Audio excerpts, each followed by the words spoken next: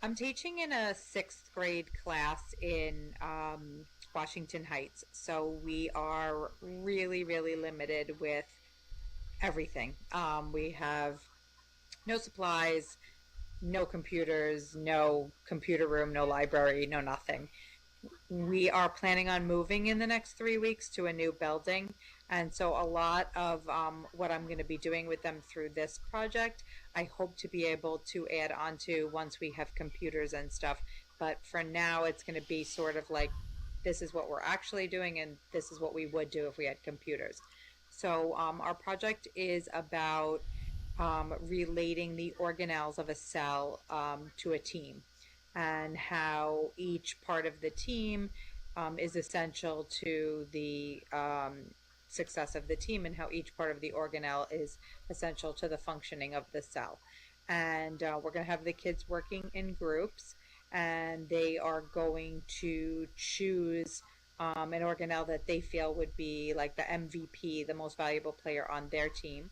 And I have some books, and I'm going to let some of them come and just work on my laptop for a little bit and do some research so that they will be able to at least get an idea of a little bit of computer stuff. Um, then, once they determine what part of the cell is going to be the most useful for their team, they're going to start making up trading cards. So, as if they were on a real team of their organelle and all the facts about the organelle and why that one would be on the team. And again, hopefully, they can work on my laptop and we would make it more like the trading cards would be made on a PowerPoint. For now, I think we're going to actually use some index cards and have them actually do some drawing and writing, and then hoping that they can add it all onto a PowerPoint in the future or when we get some computers and um, stuff like that. So, anybody else? You guys have anything else to say? I think that sort of covered it. Yeah, I'll just add that I think we talked about the trading cards. What we were going to do is on the front of the card, we would have a picture of the organelle, and on the back of the card, we would have each one of the team members or whoever picked that organelle in that team kind of summarize what that organelle does. And once the presentations are over at the end of this, once all the groups have gone, what we can do is we can have all the different groups trade those cards. And another thing that we wanted to do with the team concept was we wanted each team to create their own logo, so that would give them some kind of ownership of the activity that they're conducting here. So each team would have their own logo, and they would have their individual players on their cards that they would summarize, and at the end, they would trade cards and hopefully get information from the other team members on what they summarized for all these different organelles.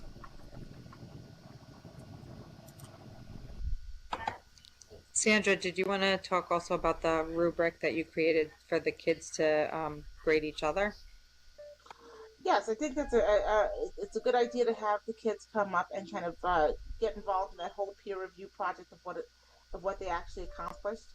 And I like the idea of the trading cards, particularly because for your classroom, Nancy, because I understand you have a lot of Dominican kids. Is that right? In there, and there's a lot in there that you could do with baseball and that whole Baseball, team yep. concept. Yeah, more or less similar to what Dr. O'Connor did with her rubric design, sort of having people just kind of grade each other and also be graded on how they grade other people, kind of like what we're doing this tonight. I think it's just such a good approach to get them involved, interested, or just to start that whole peer review concept with them.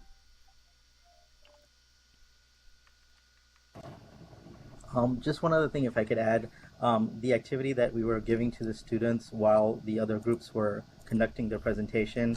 So what we did was we broke down the evaluation criteria into organization, topic knowledge, and creativity, and use of visual aids.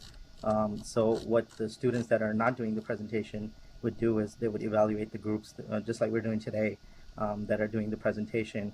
But what we did was we added some Yeah, questions in between as well to make sure that the students are, just not kind of yeah, circling in, like whatever they feel like. We ask questions in between, like during the transition from one topic to another topic, name a question that came into your mind, how they would change the presentation. We also ask questions what did you learn from this presentation? Name three things that you walked away with. Um, how would you use visual aids differently? Would you change something about the presentation? So we ask questions along the way as they're evaluating their peers to make sure that they're staying engaged on the presenter at the time the presentations are being conducted. So I think what that does is it it it it gives them the sense that of evaluation. They're able to evaluate the peers and kind of think about the presentation that they're giving rather than just absorb the material. So they're kind of questioning things as they're being presented to them. So I think that's important. Yeah, I think that there's so much they could connect also with their own heritage in terms of just as I mentioned with baseball. I think it's just so nifty that you could just pull up Manny Rivera and a whole slew of other baseball players. They could make that connection and kind of understand. These each of these guys bring a special skill that make the team work really well, and similar to it's similar to organelles also in that way. And and then when they had Regents questions just recently on the most recent Regents about how a cell works as a factory, or more or less essentially like a team, and how these things kind of where one part of the cell does it affects what another does. So I think that it's pretty good. It's a pretty good concept, and it's pretty simple. Hopefully, it's implement. I wish I could do more, but I'm not teaching right now either.